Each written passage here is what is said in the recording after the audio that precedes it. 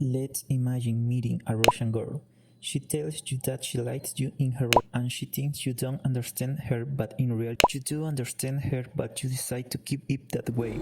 Thus we enter the universe of Tokidoki Bosotto Russia-go, or the girl who hides her feelings in Russian. A new girl arrives at the academy, and as she enters she greets everyone and they're stunned by her particular beauty. She is Alisa, a girl of Russian origin who, while walking, is interrupted by Ando, the popular boy at the academy, who invites her to eat and tries to flirt with her, but Alisa rejects him outright. Surprised, he tries again, this time asking for her phone number, but it's again rejected. Everyone around is surprised and at the same time they notice that Alisa's standards for choosing boys are quite high.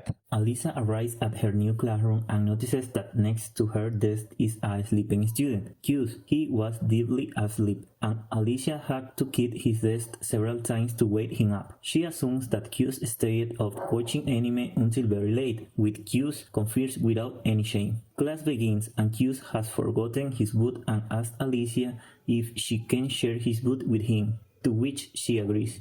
Halfway through class, Cuse starts to fall asleep and she pokes him with the pencil, making him raise his hand as a sign of wanting to participate in the class. The teacher asks him a question and he has no idea how to answer. Alisa points out the answer but he falls into the little trap. She tells him the correct answer later. The boy can't believe the trick she played on him. He complains to Alisa, and she only says that she pointed out the question, but not the answer. At this point, she says something in Russian, and Cuse asks her what she said, to which she answered idiot. What she didn't know is that in his childhood he became friends with a Russian girl, and thanks to that they understand a little of the language. So he blushes because she actually called him cute and decides not to mention it to Alisa. He takes out his cell phone to claim some digital cards that an app is giving away, but Alisa confronts him mentioning that the use of cell phones is prohibited. Angrily, she snatches the cell phone from him and notices that there's a particular image in the bathroom. She asks him if that is the goddess of the moon,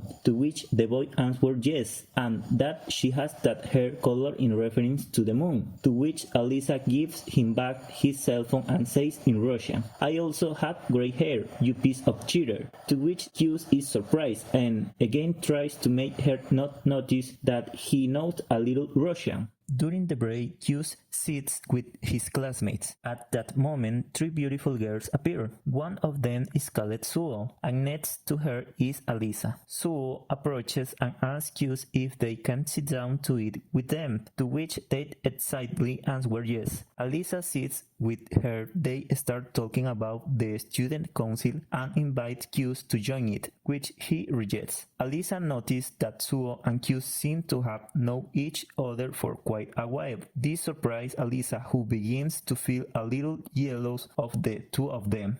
Cuse arrives early to the classroom and begins to tidy each desk. At that moment, Alisa arrives and is surprised that he has tidied up everything. He notices that her socks are wet and asks her if she has stepped in a puddle. She tells him no, that a truth passed near her and splashed her. Alisa asks him if he's going to enter the student council, but somewhat frustrated, he tells her no, that he prefers not to. She determinedly tries to convince him, but he refuses and she begins to change her socks. He's intimidated and looks away, something that Alisa notices and begins to tease him a little bit. She asks him to put her socks on, the which he, all embarrassed, says no. After a previous exchange of words, Cuse agrees to put her socks on, but when he was about to pull them up, his hand slips, accidentally touching Alisa's trousers. She immediately reacts with a big kick, sending our protagonist flying.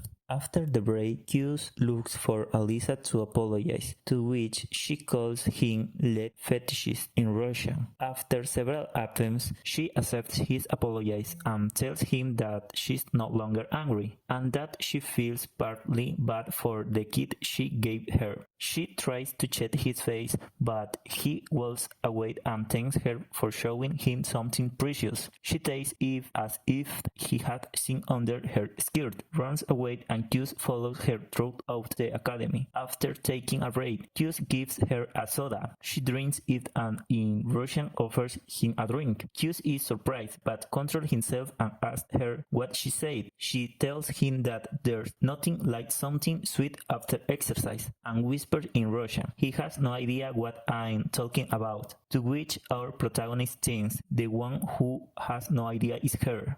And so this chapter ends. Will Alisa discover that our protagonist can understand her in Russian? We'll find out in the next chapters.